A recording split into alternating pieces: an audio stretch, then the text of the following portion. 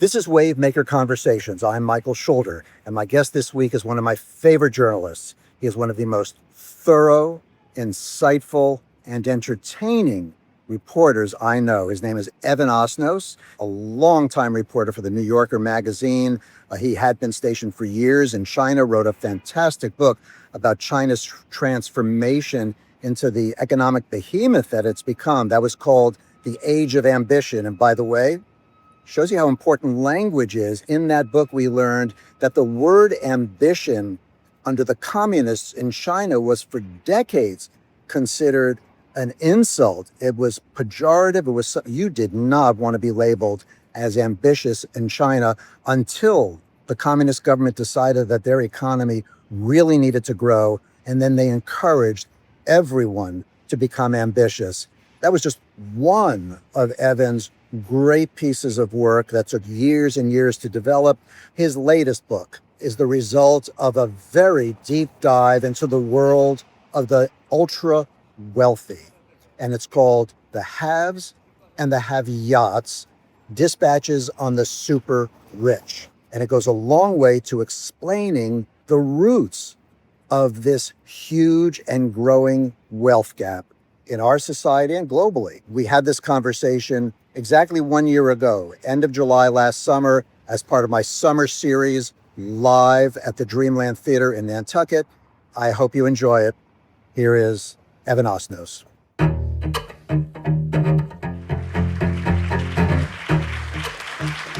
Evan Osnos, I don't know if he needs much of an introduction, but let's start with this. First, I want to thank, this is a Wavemaker conversation. How many people have been to these Wavemaker conversations at the Dreamland before? Oh, okay. So, Oh, wow. So I don't really have to go through my bio, but I will anyway. Wavemaker Conversations, I started it after 17 years as a senior executive producer at CNN. Before that, I was a writer for Peter Jennings. And one of the names I heard, I don't know if I told you this. No, I used to hear the name Peter Osnos. Peter, his father. Well, Peter Osnos said, and I would sweat writing these intros for Peter, and he would look at it and said, well, I was at an event with Peter Osnos last night, and he said, and that's what would make it into the intro. I can't tell him this. He's going to enjoy that too much, by the way. Then he's being invoked like an Old Testament God. That's too much. I gotta. Well, anyway, one of the great reporters and publishers of a publishing house called Public Affairs. So it's great to have Peter Osnos' son with us. I do want to thank our, yes. Yeah, thank you. And I do want to thank White Elephant Resorts is now sponsoring this, which means we can attract some of the best talent because I wouldn't want him sleeping just anywhere. And so I want to thank White Elephant Resorts, very generous. Here, here. And let's get right into this. Well, Peter, you are, Evan, one of my favorite journalists. Every piece you do for the New Yorker, when you do these in-depth pieces, it's like it takes so much reporting, speaking to so many people, and they're all enriching, and you give the historical context as well. This new book, I don't know how many people came because the title of your book is so amazing, The Haves and Have Yachts, and the key subtitle, Dispatches on the Ultra Rich. So my first question is from the title chapter, The Haves and Have Yachts. And by the way, I should say, 17 years as a staff writer for The New Yorker. Before that, he was based in China for 2 years for the Chicago Tribune, became the New Yorker's man in China for another 6 years, wrote a book based on everything he learned from that, which we'll get into.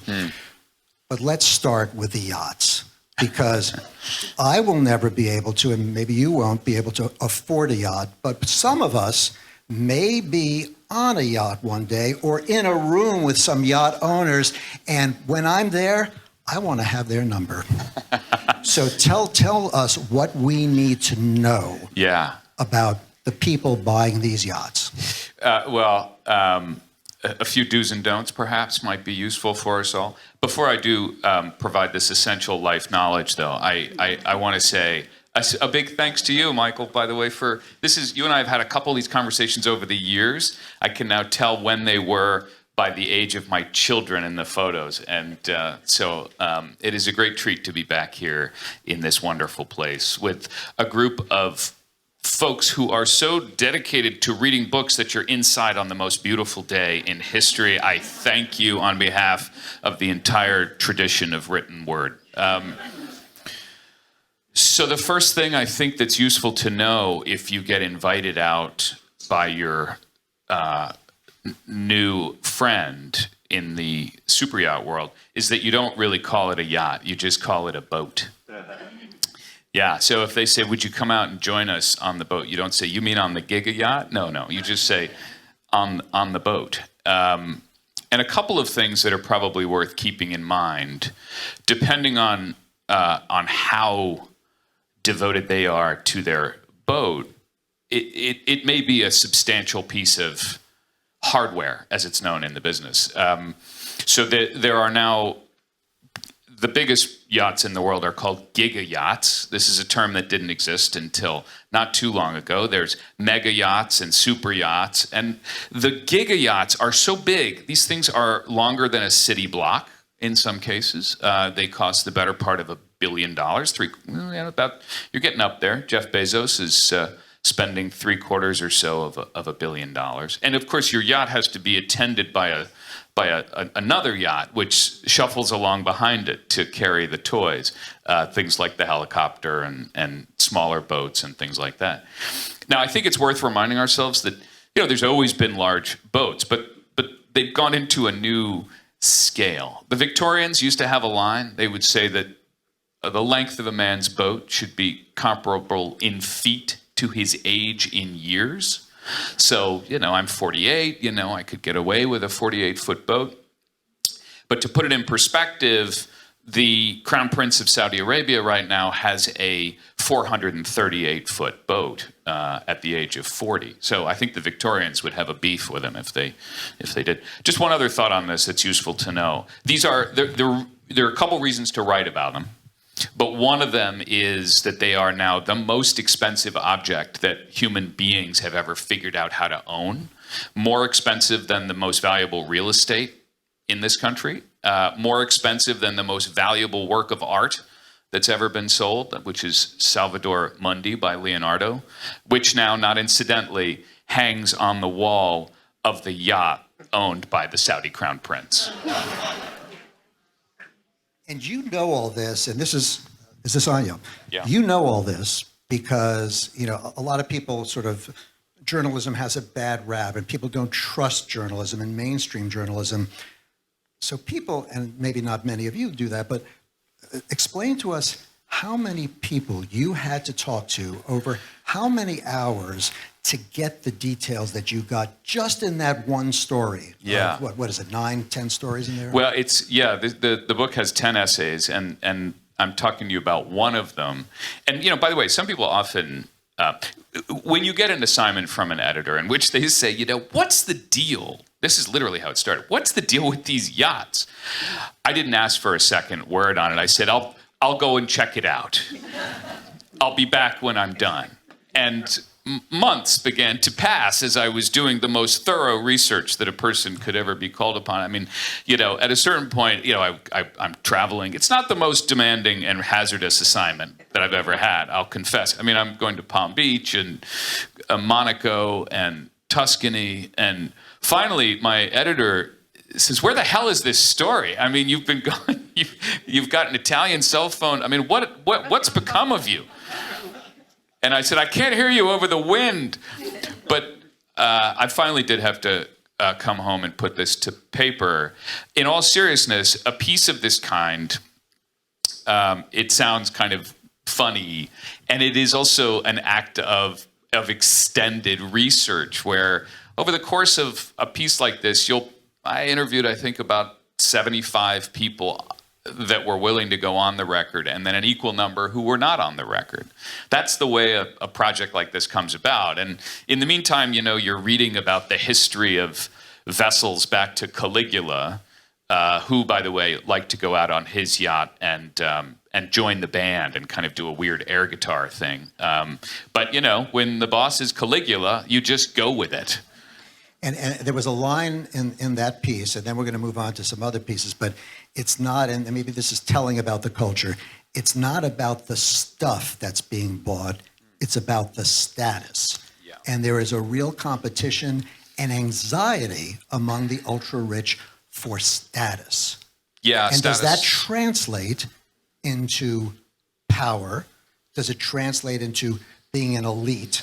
In fact, you even say through these pieces, you're going to ask yourself maybe, am I a member of the ruling class? So, yeah, this was a recurring fascination of mine. Is this we're in this strange condition now in this country where we are quite fond of the adjective elite, like elite Navy SEALs, and we're quite contemptuous of the elite, like the Georgetown elite. And it's a strange fact, of course, that we're also living at a time, let's face it, when we also have a president who is the scion of a New York real estate family, and yet is associated with people who are contemptuous of the elite. And that phenomenon begins to open up a conversation about what it is that people are responding to and rejecting. I mean, I in one form or another, a lot of the subcultures that I move through in this book are predicated on this question of status, how I feel in relation to the people around me. And it is an undeniable reality of our time that a lot of our politics, a lot of the polarization, a lot of the sense of alienation comes from the perception, either real or imagined, that somebody is looking down on me and that somebody is disapproving of my choices and of my culture. And so let's get into some specific stories, because through the book there's the chapter on the music industry where you take us into what's called the privates. Give us a 1-minute thumbnail. The privates, What are they? Yeah, this is also, I suppose, another bit of news you can use here, which is that, look, it used to be that if you wanted to see your favorite artist, you could maybe get the front row seat at Madison Square Garden, or maybe get a skybox. Actually, over the last generation now, it has become possible to book any artist you want in your backyard. And the reason for this, of course, is that there are now people who can afford it, and because the cultural economy has changed profoundly. So it used to be that most of your money in the recording industry, if you were a working artist, it came from selling your CDs. And then someday, some person bought the last CD. They didn't know they were doing it. But in the course of that process, the amount of money that you can get as an artist, as a performer, has radically dropped. And so as a result, you get a fraction of a penny every time, Spotify plays it. And so there is now both a reason for the artists to do it. And I mean, I was talking to an agent who says, it used to be that this private gigs market was just for aging crooners, no offense to Smokey Robinson, but he booked a lot of these kinds of gigs. And then at a certain point, everybody started doing them. And it's now to the point where pretty much every artist is available for the right price, with the exception of a couple. And I've found that the managers always wanted to know who was not doing it. I spoke to a lot of artists, a lot of managers, a lot of agents, a lot of clients. And it turns out Taylor Swift, not available.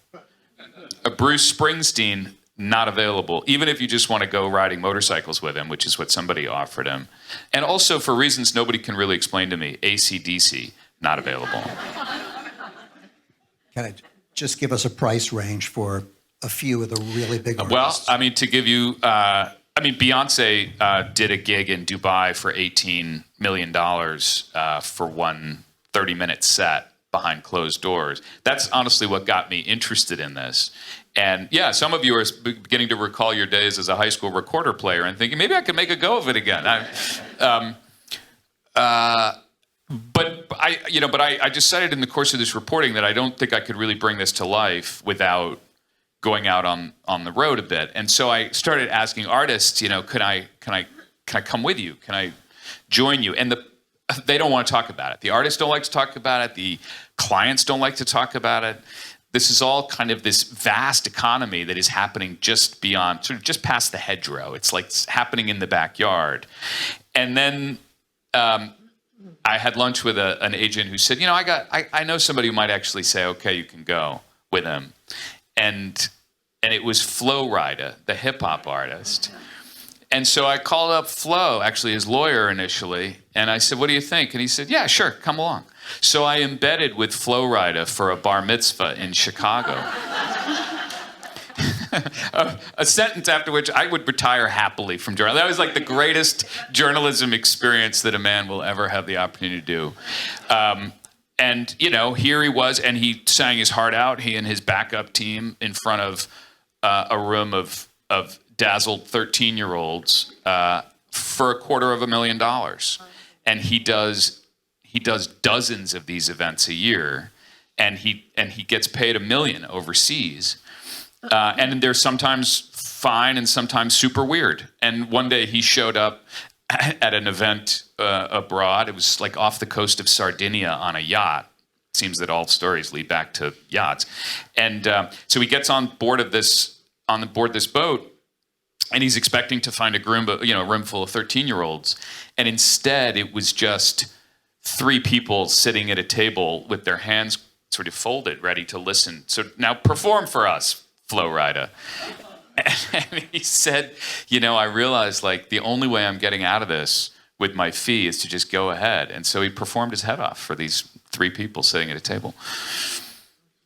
Great stories. So now, another thing I want you to know about Evan, as I'm listening to this, so you've got all this current stuff, and you're right on the pulse of the most important stories, right? Yeah. But every single thing I read of yours, I learn about history. And you told this great, one of your essays was about, oh my gosh, inherited wealth, J. Paul Getty's granddaughters, and the trusts that were set up for them. But I want you to tell us the story of J. Paul Getty in a nutshell, because I had no idea, and it's incredible. You know, as parents, you know, we all want to sort of create the conditions where our children succeed on their terms. J. Paul Getty's father said something to him that sort of changed the course of history in a sense. So J. Paul Getty was the richest man in the world in the 1950s, and his father had never had much faith in him. They came out of an oil fortune. They had struck oil in Oklahoma, and but his father never thought that he could handle the fortune, and so he essentially cut him out of the will. And eventually, though, J. Paul Getty quite literally bought his way back into the family business with a deal that he made with his mother on Christmas Day. Just a classic traditional Christmas celebration at home where you sign a complicated legal document with your mother about inheritance. And John Paul Getty had a very complicated relationship with money. He was extraordinarily concerned about losing it. He had a payphone in his castle in England that guests could use because he didn't want them getting promiscuous with long-distance phone calls. People may remember that his son at one point was kidnapped, grandson, I should say, was quite famously kidnapped. And in the course of that negotiation, J. Paul Getty said, I'm not going to pay the ransom because then I'll have all my other grandchildren getting kidnapped.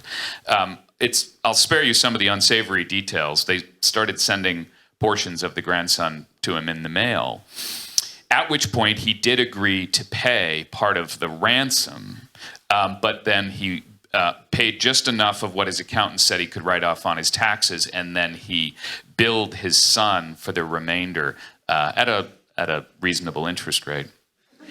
I mention all of this to say that then the Getty fortune began doing what fortunes do, which is it begins to trickle through the family in all of the complicated sociological ways that can produce. And I think, one of the interesting things in the course of this research is to look back at how we think about inheritance as a species, because you can discover that, in fact, really all the way back to the Neolithic period, we've been struggling with this question of how much to leave your kids so that it's good for them and doesn't ruin them and also doesn't leave them out shivering in the cold. And what you discover is that there was a pattern where people have struggled with this, what is the optimal amount over the years. It's fair to say that the Gettys didn't quite get it right. And what happened then is that fast forward a few years, and the Getty granddaughters are growing up in a world in which they want to be culturally and stylistically associated with the left. That's kind of where they feel at home. They live between Brooklyn and San Francisco. You know, they have, in some cases, they have Bernie Sanders quotes literally on their social media. But they are also then the inheritors of a giant trust, and the family has made decisions about how to manage that trust where it's in Nevada, not in California, and they get on a plane a few times a year and go and then make their decisions about the trust outside of the state of California to avoid paying taxes they don't want to pay in California. And this then became a huge blow up with their private wealth manager. And I'll end this little monologue just to say one fascinating detail.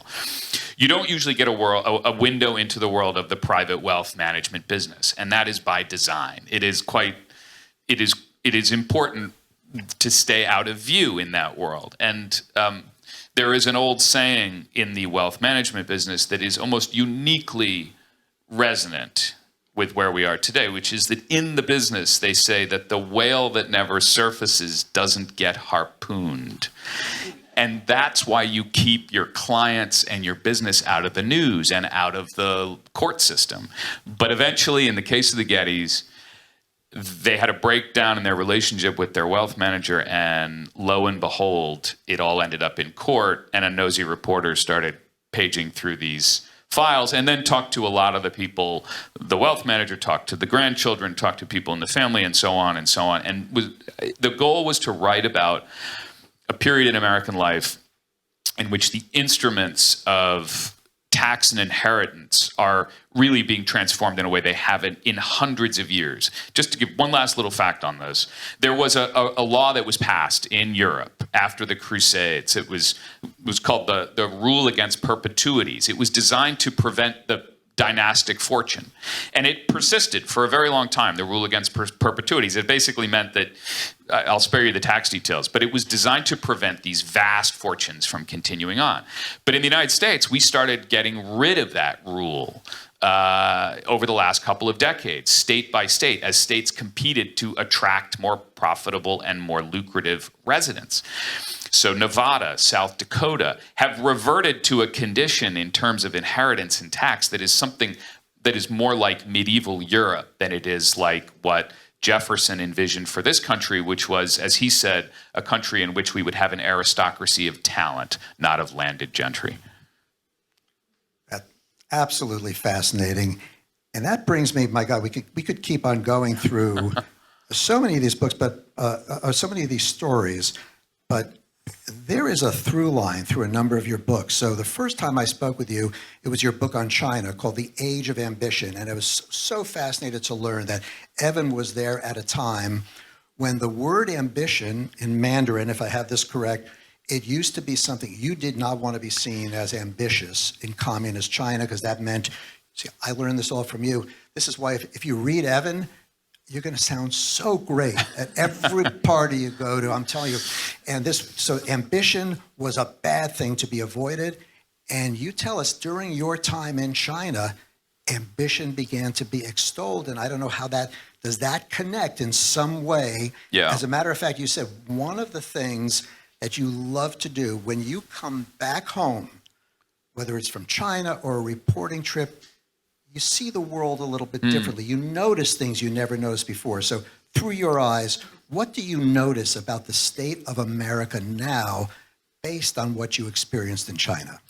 Yeah, I was in China in this period when, exactly as you described, Michael, I mean, the idea of ambition, which had been really essentially demonized for a long time, historically. First, under the Confucian system, you weren't supposed to put yourself forward in overt ways. And then, of course, in the sort of heyday of the Communist Party, when it was at the Cultural Revolution, the idea of Xin, which means wild heart, which means ambition, was a terrible thing. And then in the period of time I was living there, as China was kind of tiptoeing out into the market economy and then embracing it with a bear hug, there was this way in which Xin became a very positive attribute. And you'd go into the bookstore and you'd see books being sold that said, how to have a wild heart in your 20s and how to cultivate ambition in your child. And it was just this real reversal. And I saw something fascinating. In 2013, my wife, Sarah Beth, and I moved back to the United States. And I had this idea in my mind of what the American idea constitutes. So there's this old saying, by the way, that it was F. Scott Fitzgerald, I think, who said it, that France is a land, Britain is a people, but America is an idea. It's a willingness of the heart.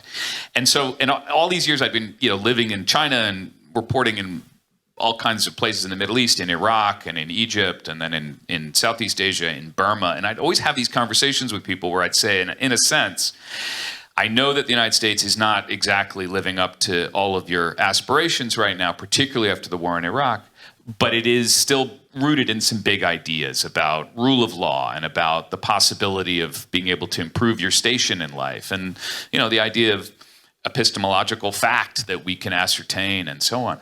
And then I came back to the United States and had a pretty harsh realization about how much all of these big ideas were under attack. We've begun to lose our faith in big institutions. I mean, in 1965, 77% of Americans believed in effect that they could trust big institutions. That number by 2020 had collapsed to 18%. And I don't need to tell you all the other ways in which those things weren't true. So let me take you to one of your books, another amazing book, Wild Land. Yeah. The Making of America's Fury. Another one where you say, in the introduction, you said thousands of hours of conversations over 7 years, which is just amazing to me. And what did you discover? I mean, that book, the heart of that book begins in Greenwich, Connecticut, which is where you're from. And so much of the change in America is reflected in that town. And you also, was it your first reporting job in West Virginia? Yeah, that's right. What was the town? Clarksburg, West Virginia, at the So- Clarksburg Exponent Telegram at that newspaper. So for you to have that perspective of growing up on a very prominent street in Greenwich, watching the fundamental changes that were going on beneath the surface, we didn't even know about it, and then going back to West Virginia, what did you come back with? What did you learn about America, and who taught it to you? Is there a person that struck you that this person represents something big? Yeah, I'll tell you that there is a single fact that runs through, in my mind, every story in this book. And in a lot of ways, it's a lot about what's happening in Wildland and what's happening in this country. I mean, authors, I think, occasionally have one big issue that they're interested in their lives. And I write about it over and over again from different perspectives, from China, from the United States. I think from aboard a handsome vessel in the Mediterranean. That issue for me is about the idea of the ability to transform your life. Can you go from point A to point Z? In the American idea, that is baked into who we imagine we are. And a child born in 1940 had a 90% chance of out-earning their parents. A child coming of age today has less than half of that chance. And by the way, is that true in both West Virginia and Greenwich? Greenwich, I would say, is on a substantially more advantageous footing. Will not shock you to hear. In West Virginia, however, it is emphatically true. And that's the example I want to give you, which is this town, Clarksburg, West Virginia. When I moved there in 1999, I was working as a baby journalist at this newspaper, and it had still hanging on lampposts around town in Clarksburg. This is northwest central West Virginia. So if you can visualize the state, it had a period of tremendous growth and prosperity in the 19th century, and still hanging on the lampposts around town was a banner that said, "Voted All-American City of 1956." And it was almost like a kind of phantom limb pain about what had been and what was gone. And in the course of that time, it even more acutely, and I know exactly the person to tell you about in a second, but just to put a fine point on it, in 1960, this little town in West Virginia was visited by John F. Kennedy, who went on television and answered questions for 30 minutes. He and Jackie came, Lyndon Johnson came, Hubert Humphrey came. I mean, this was like they were on the map in the sense that they felt like they were part of the country. And that's because at the time, remember, West Virginia was true blue Democratic stronghold. Everybody, and this is not an exaggeration, when you'd go into a house very often in West Virginia, you'd find that people would have a picture of the Virgin Mary and then a picture of FDR.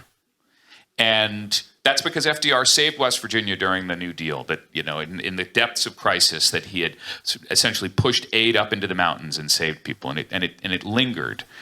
And then over time, it fell off the map politically. Political power was moving towards the cities. West Virginia was less consequential.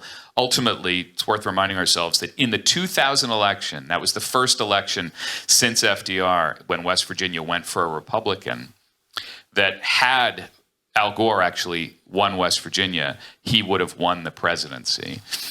So that place was changing. And the way that it changed was because people who had felt as if they had a reliable, stable way of life, it was evaporating. And David Efaw is the guy I want to tell you about. He's a coal miner who had, he did 2 tours in Vietnam, came back, went into the coal mines, and had a good, profitable career. He was a mine electrician, which you're sort of, that actually is a position of some status. To go back to your very important point earlier, so much about what's happening in this country is about perceptions of status, people who feel either respected or disrespected. And David Efaw had worked for this company, and eventually this company was bought and sold and rebought and renamed, and you can. This is a story that we all know. It has a lot to do with how private equity firms were valuing coal mines at a certain point.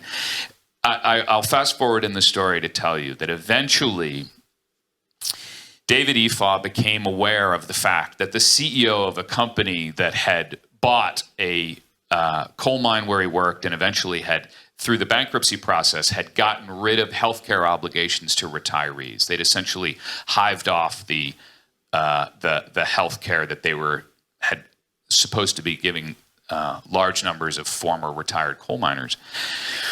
I'm sitting with David Efaw in his living room, and David Efaw had heard a true statement, which is that in the 1960s, we've been talking about it, in the 1960s, the average CEO of a public company made about 20 times what a frontline worker makes. Today, the latest statistics just out in May are that the median CEO now makes 350 times what the frontline worker makes. And David Efaw had this way of framing it actually as a matter less of dollars and cents than about real worth, something deeper inside. And he said, honestly, have you ever met a man who is worth 300 or 400 other men? He said, I haven't. And that's how this felt to him personally. And it won't shock you to hear that David Efaw voted for Trump and then voted for him again. And he said, I talked to him a lot about it. I said, why? And he said, because he's the only one who said, I'll make you a promise that I'm going to bring back the coal mines. He hasn't brought back the coal mines. He won't and can't and shouldn't. But the point about it was that he said, I'm going to bring back a way of life that, from David Efaw's perspective, had once given him a sense of self-worth. Well, on David Efaw, is it Efaw? David Efaw. On that note, I do want to open it up because you probably have a lot of questions right now, but if anybody wants to get in at this moment and ask a question, we'll pass you the mic. Otherwise, we've got more stories to tell you. Yes, please. 2 questions. Quickly first, Bob Dylan. I like him. Does he play for money? I mean, obviously he did, but... Oh, good question. That could have gone in so many different ways. I'm going to say that I think he does, but I don't actually know. He's the one. I didn't check on him, but he wasn't called out to me as one of the conscientious objectors.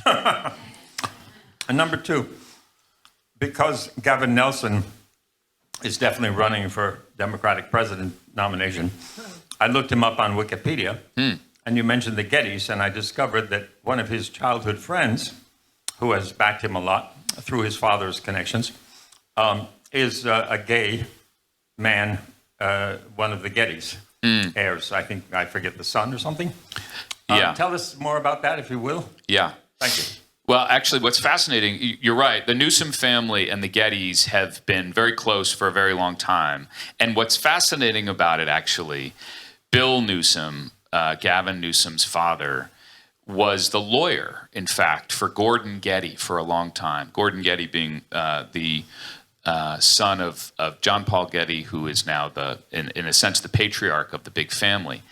And what I think is really revealing was there was a deposition once that Bill Newsom gave. And this is the kind of paperwork that I was going through over the course of this. There is an epic, almost Dostoevskian story to be written about this family, but it can be boiled down to the following statement. Bill Newsom, who after all managed the family's legal affairs, incredibly complicated, as close as you can possibly get. And he once said, almost in a throwaway comment at one point, he said, you know, the truth is, nobody should have as much money as there was in this family. It ruined everything. And it's true that when you look at the reverberations, the emotional and familial and personal reverberations that went through this family, and there was a wonderful, one more throwaway comment, which I just think is so revealing. John Paul Getty once wrote in his own diary, this is back in the 60s, after all of this turmoil was going on, his family was kind of being pried apart. His sons, he had a very poor relationship with his kids, as you may have gathered from the earlier story. And he wrote in his diary, I don't even know why I'm still working so hard to make this much money. He said, and he wrote himself, he said, habit, I suppose. And the reason I mention that is that I am reminded over and over again, this goes back to the question about ambition, that so much of how we make choices in our own lives and as a society more broadly about what constitutes success, what's the threshold of satisfaction, what's the threshold of happiness, and how do these pieces all fit together? Very often, I think we're running almost on a sense of cultural inertia, a sense of momentum that, well, you know, it looks like what I saw on social media constitutes success, so maybe I should be going for that. Or maybe this is what satisfaction looks like. And often we don't do enough to slow down and ask ourselves questions as a society, as a culture, as a country. Are we actually defining success and achievement in the right ways? Are we really defining fulfillment in ways that matter? And I don't mean to get all wellness guru on you, but I just actually mean from a purely sociological and political perspective, I think in a lot of cases we're running off a sense of inertia about how much we should and have and continue to sock it away. My apology, but you spoke mostly about the Getty past. I would like to know about the near future. Oh, the relationship of Gavin Newsom with a gay man. I don't know about that. I don't think that so he was partners in a wine company with a who I don't think his partner was gay, for what it's worth. I thought the Getty brother was gay. Maybe I read this a while back. I don't remember. Well, listen, this is something that the New Yorker's editors definitely need to assign you to. But not just the gay thing, but no, I don't. But what you can tell us about Newsom's personal relationships with the Getty family for the candidacy, how that'll affect his candidacy. So I think in answer to the question, in California, particularly in San Francisco politics, it's not just the Newsoms that are close to the Gettys. Nancy Pelosi presided over she officiated at the wedding for one of the Getty granddaughters.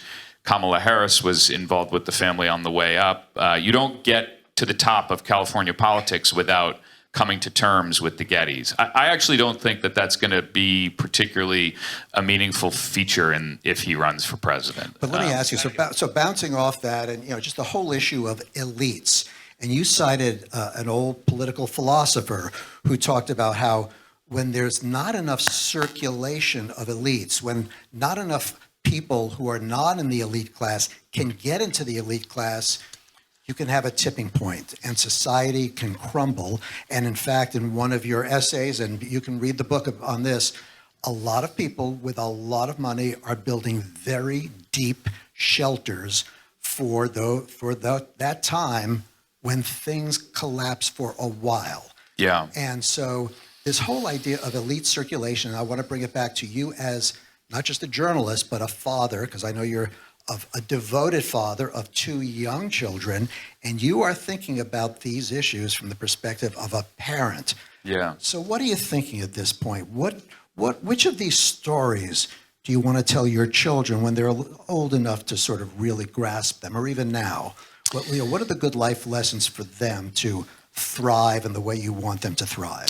You know, I think a lot about this. You're kind of even mentioned I do see this very much in parental terms, because I think about what is the world that they see every day when they pick up the newspaper. You know, we get a newspaper delivered on I may be the last paper delivery on our street, but they see it. And my kids, particularly my son, is now of an age where he comes in and he wants to see who's on the front page and he wants to talk about it a little bit. And the reason why I think about this question of who we valorize, who we lionize in our society, is that none of this is preordained. It's not an inevitability that Elon Musk should occupy as much of our mind share as he does. But just to put a fine point on it, you know, there are fashions and culture that move through elite circles in our history. And there was a time, the end of the 19th century, the Gilded Age, when it was essentially believed to be just fine if you should just make as much as you possibly can and don't worry about anything else. There was a party, I remember reading about a famous ball in New York City where people came in and there was a herd of horses that had been brought in, and they had dinner on horseback just to see what it was like, and they could drink champagne out of the saddlebags. And there was another party where there was a pile of sand, and there was rubies and gems hidden in the sand, and you were given a golden trowel to go dig it out. This is how bored folks were at the 19th. Now, I mention this because there was a certain point when it was also clear at the end of the 19th century that this is unsustainable. You had at the time, you remember, life expectancy had begun to drop among the working poor at the same moment that we had the advent of tremendous new technologies, you know, the telegraph and the elevator. All of this stuff was coming online. It is a very analogous moment to what we're living through now. Those were the deaths of despair of the 19th century. And at a certain point, you had elites, whether it was Teddy Roosevelt or Andrew Carnegie or David Rockefeller, who said, if we continue down this track, democracy itself will not succeed. The country will eventually, it seems, will be vulnerable to exactly the kind of revolution that happened in Russia.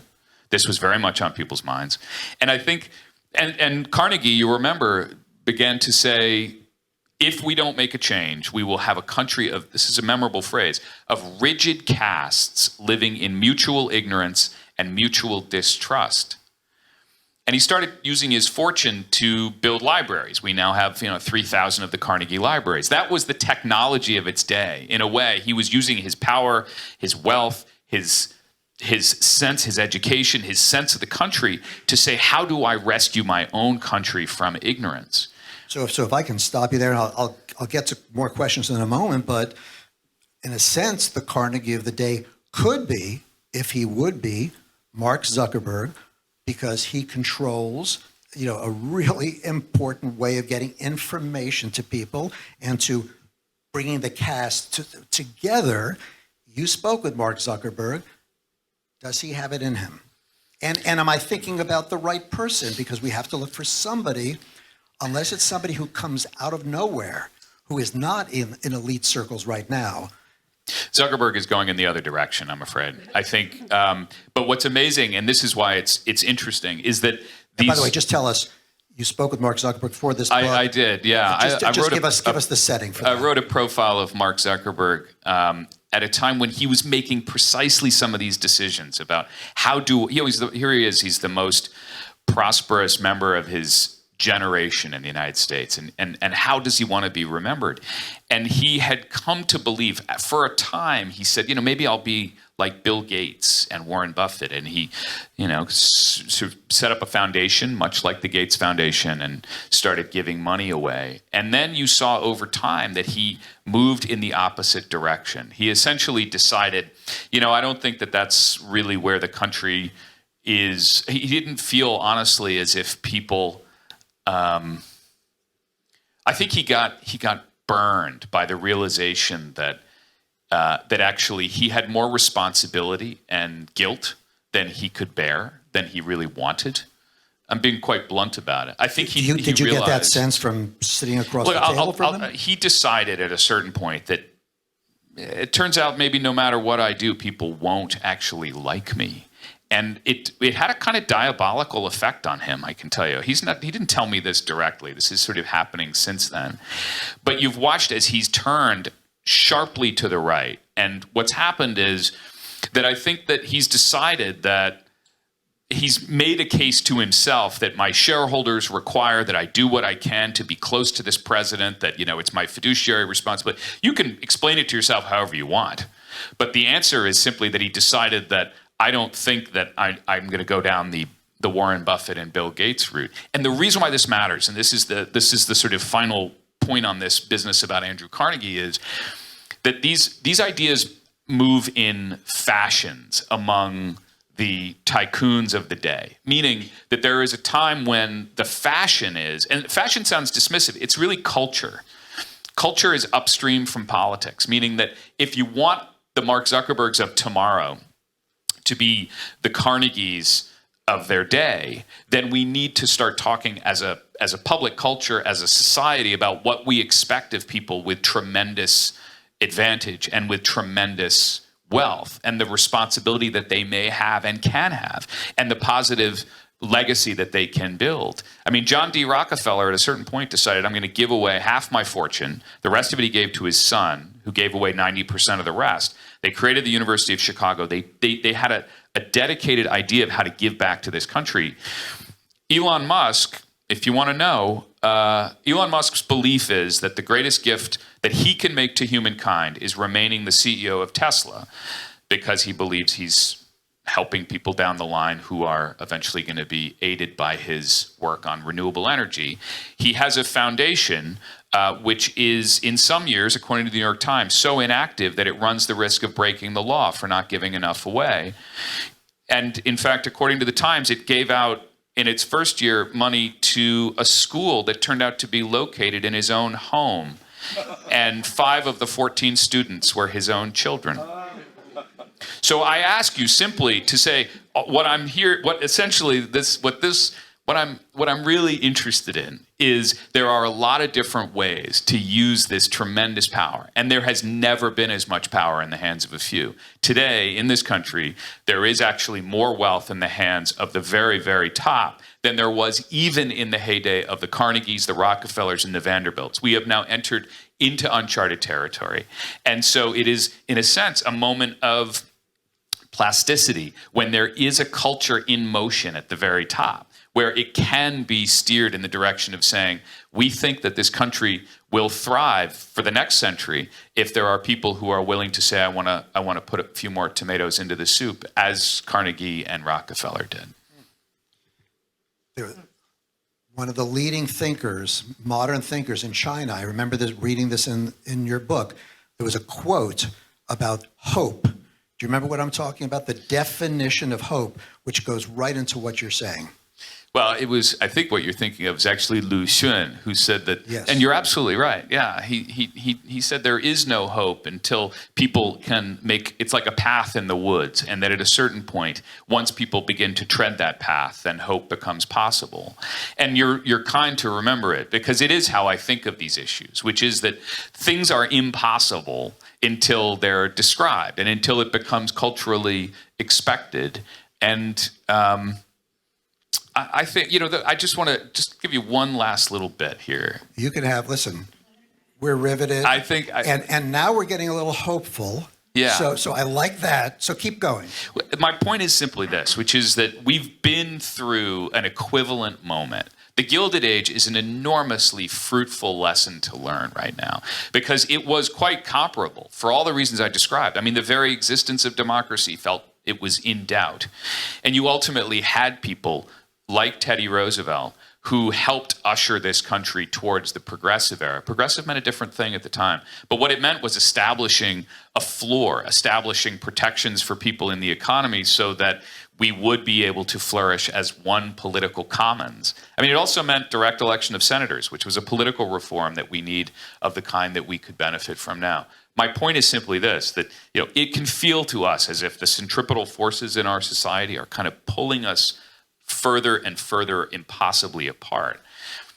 But having lived in countries that don't have democracy, having lived in Egypt and China and places that are brittle, I can tell you that this is a fact of us, that we are able to, our culture oscillates. And sometimes it oscillates even faster than we expect. But you have to push the pendulum. You have to, and now you have to be able to come out and say at a certain point in time, this isn't working. This isn't sustainable. And that Teddy Roosevelt went around the country and he was able, partly because he had lived in a lot of different places, he sort of contained multitudes just as a person, as a career, certainly his background. And he said, all I'm asking for is a square deal. And that became a plausible and addressable idea. And look, there was recently the protest, the No King's Day protest. I mean, it's a pretty appealing idea, no matter where you stand. I think we can all agree kings aren't a great idea for us. There will come a point, if you talk to historians of the Gilded Age, where this will come down to the capacity of the public to stand up and say, I'm not comfortable with this, and to stand up and organize. And at that point, then it forces the elites we've been talking to make a decision about where they want to stand, either in opposition or in congruence with where the public's moving. And the big difference now, in some ways, in context, is, I think Thomas Friedman coined the term, we're in the age of accelerations, whether it's climate, whether it's accumulation of wealth. Things are moving so quickly. Maybe they can move quickly in the right direction if the right idea comes along person, or it seems at the moment it could be moving in the wrong direction, like irreversibly is the fear. But if you don't mind, I know other people have questions and I don't want to monopolize. Yes. My feeling about money is you're born with no money, right? And then you leave this earth with no money. And in between you need money to live on this earth. So I tell him, it's not just what you earn, it's what you save. And it's not just what you save, it's what you give away. Like those concepts about money are so important to instill. And people don't talk about money, right? So who do you think, like you just said something hopeful? Yeah. Like who or what do you think will change the momentum that we're in right now and make people say, you know what, we got to do something different? That's one question. And the other question is, when you interview all these people, how do you find who to interview? Do you tape them or do you take notes or both? Yeah. And how do you get to all the papers later that you're talking about that you read? And can we find those papers? Yeah, thank you for that. I mean, I think the question of sort of the craft of it is interesting, and so I tape interviews constantly with people, not absolutely every time, but almost always. I walk around with a digital tape recorder in my hand. I mean, when I'm doing interviews, you know, I want people to know that this is an interview, not to forget, you know, because you're sort of paying respect to the interviewee to say, remember this, you know, these are your words. And we have a fact-checking system at the New Yorker that is, some people will know, is fairly thorough, to the point that they will call somebody up and they say, you know, Evan says that you have a nose that looks a little bit like a toucan. Would you agree with that? And, you know, sometimes they'll voice another opinion.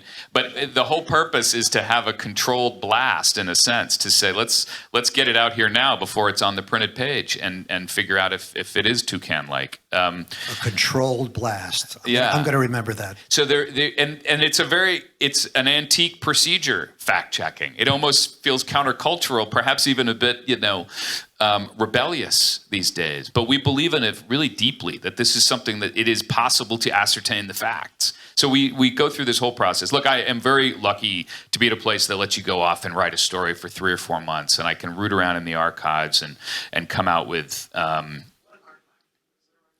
Well, I mean, I live in Maryland, right next to the National Archives. If I'm doing something in West Virginia, I can go to Morgantown. West Virginia University will have a lot of paperwork about how people were talking to each other between coal miners and coal operators 100 years ago.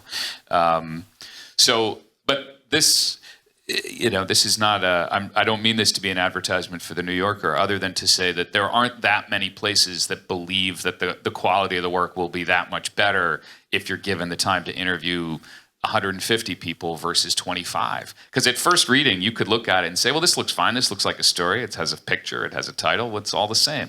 But once you get into it, you can begin to sense that actually maybe this is a different entity entirely. So who's going to be our hope in the future? I have bad news for you, which is that it's all of you. I'm not kidding. What I mean is, I mean it. Like, I think this era of us looking for a single transformative individual who's going to somehow kind of pull us all together is less reassuring to me than something else, which is a very distinct pattern of American history, which is that we are an irascible people. We don't ultimately consent very well to being mistreated by our government. I think that at a certain point, people begin to register their discontent. And it's not partisan in nature to come out and say, this doesn't chime with my conception of American values or how I think our country should be viewed in the world. And people begin to make their presence known. And this is not me dodging. There are a lot of individuals that I find interesting. But I hope that the takeaway is actually that the way that you can check oligarchic power in this country is citizen power. That's the reality. That's what history tells us. And I think it's pretty eloquent on that. Let me go back there for the question. Thank you. This is fascinating. You've given us a little window on the super rich. And again, looking at the headlines, do the super rich function in a different moral universe? And I'm thinking specifically about sexual morality. I mean, things have gone on, we now discover, for years and years and years. And, is it a different register that we just don't, share? Well, there's the old Fitzgerald quote that the rich are different than you and me, to which Hemingway says that he responded, yeah, they have more money. By the way, that whole episode has been massaged and concocted for Hemingway's benefit. I'm a big Hemingway fan, but he didn't do Fitzgerald any favors in that story. Fitzgerald was actually thinking much more thoughtfully.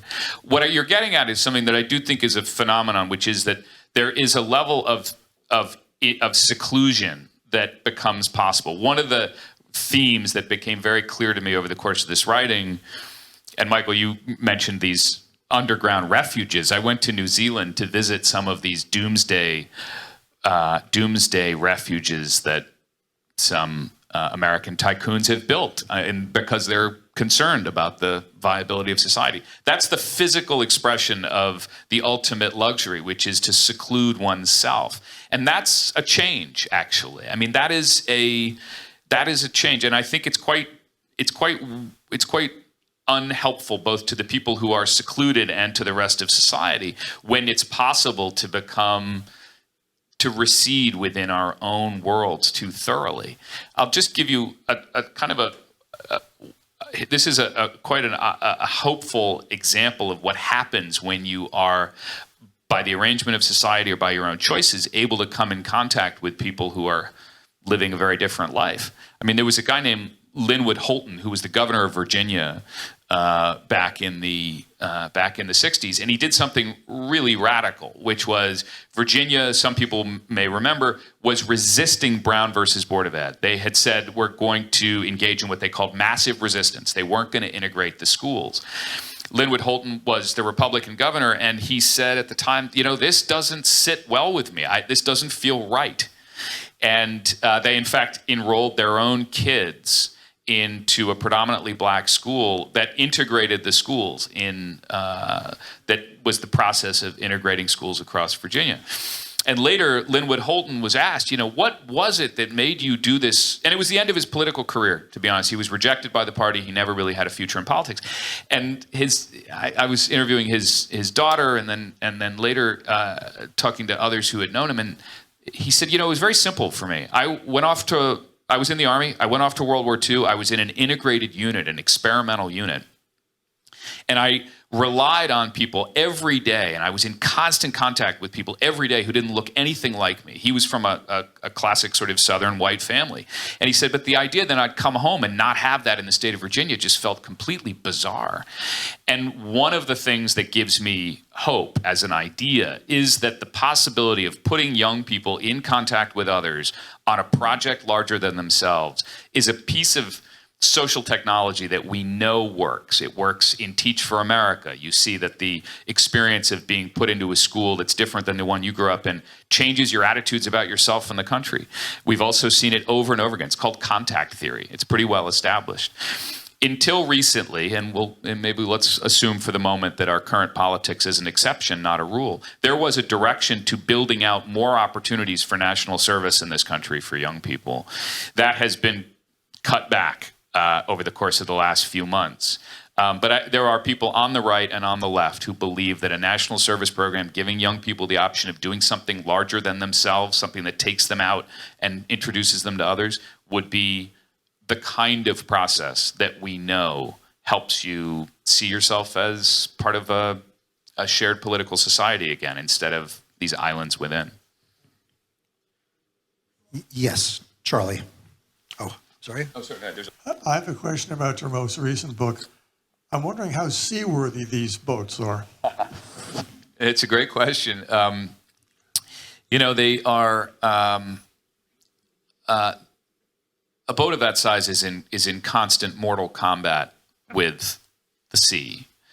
From the moment it is created, the sea is hoping to drag it to the bottom of the ocean. The Financial Times once described the financial strategy of buying a yacht as the headline was, buying a super yacht is a terrible investment. And then it described it, it said, it's a bit like buying 10 Van Goghs and then holding them above your head while you tread water.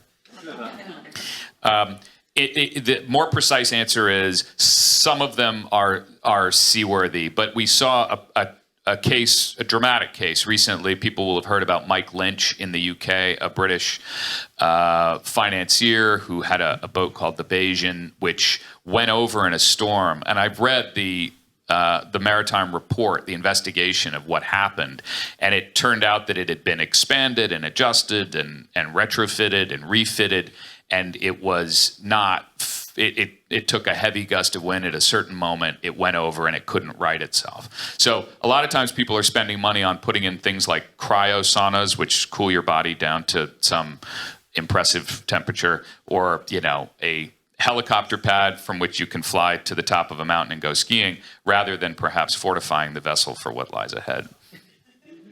It's incredible the ground we traverse, and then we go back to this surreal, cryo. I mean, really very impressive. That's part of the point. Is kind of okay. I'm letting you in more than I should as a writer, but Bill's a writer. Bill's here. He knows how this goes. You want to.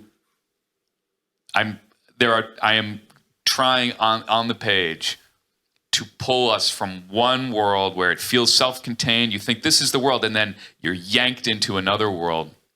And it's because the subtext of the whole thing is we are living at a time when we've created these incredibly elaborate, intricate subcultures that feel like they have nothing to do with one another, but are in fact connected by these grand social phenomena that I've been talking about tonight. You did that to us. Over there, two more, last two questions. Yes? Hi. Just a quick question. I was wondering, when you're talking about the Gilded Age, to me, what feels different is, does Peter Thiel, Elon Musk, Donald Trump, any of these oligarchs believe in democracy? And then when you're also looking at the Supreme Court, when we're talking about no kings, the Supreme Court has made him basically a king, and with the shadow dockets and all of it. And so doesn't that feel different to you than the Gilded Age? To me, we're in real crisis. Frankly, I can't improve on those questions. You're absolutely right. I mean, you're absolutely right. Here's the one thing I'll mention briefly, and I would add one other piece of it, which is that the courts have.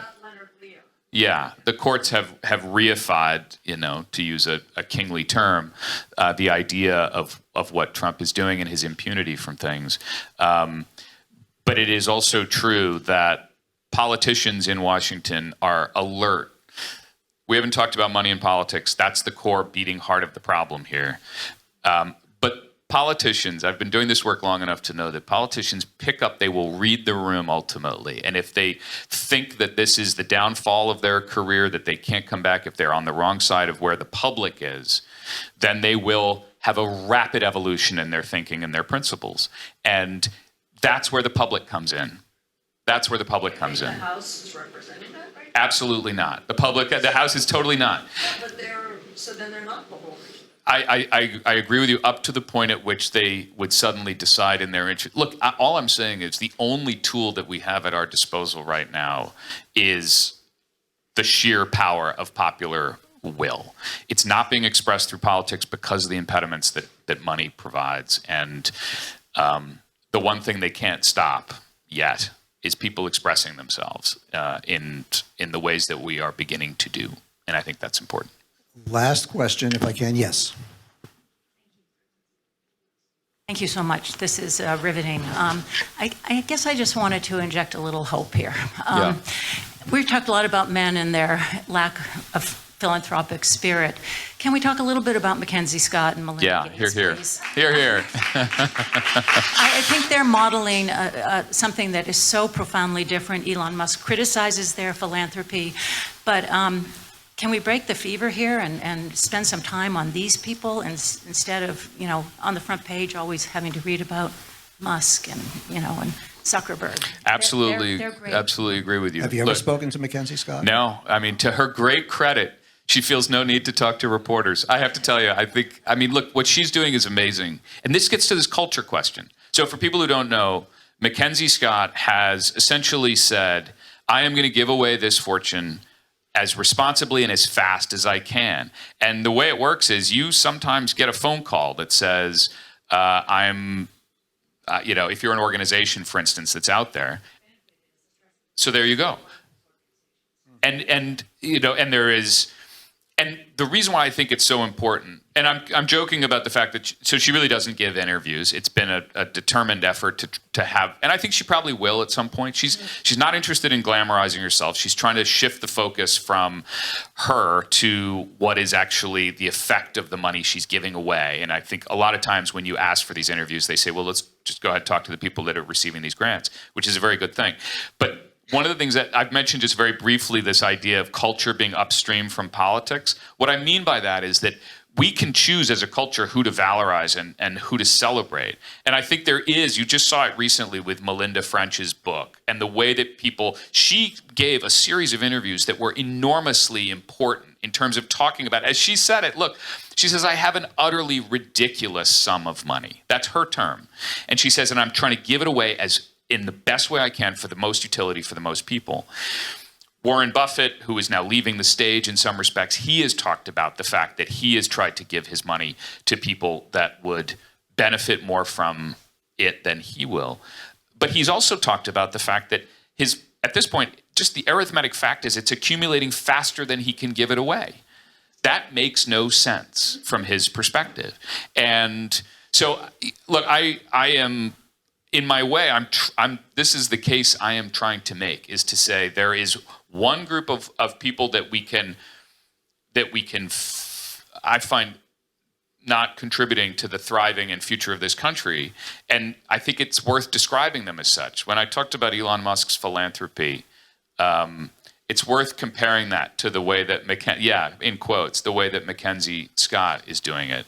And if you're interested in more on this, by the way, there was a really interesting a full issue of Wired magazine called The Money Issue, in which you open it up and it's actually the man issue, because they're making the point you're making. There's a broligarch phenomenon in Silicon Valley right now. And I think that the first step in starting to sort of undermine that culture or unwind it is to talk about what the alternatives are. Can I say that I have read The Room, and I think people would have stayed for another hour if they didn't have dinner reservations. So Evan Osnos, I want to thank you so much for joining us here. Thank you, Michael.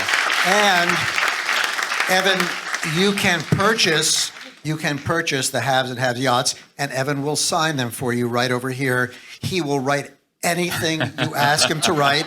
So if you'd like to get it on record, thank you very much for coming. Folks.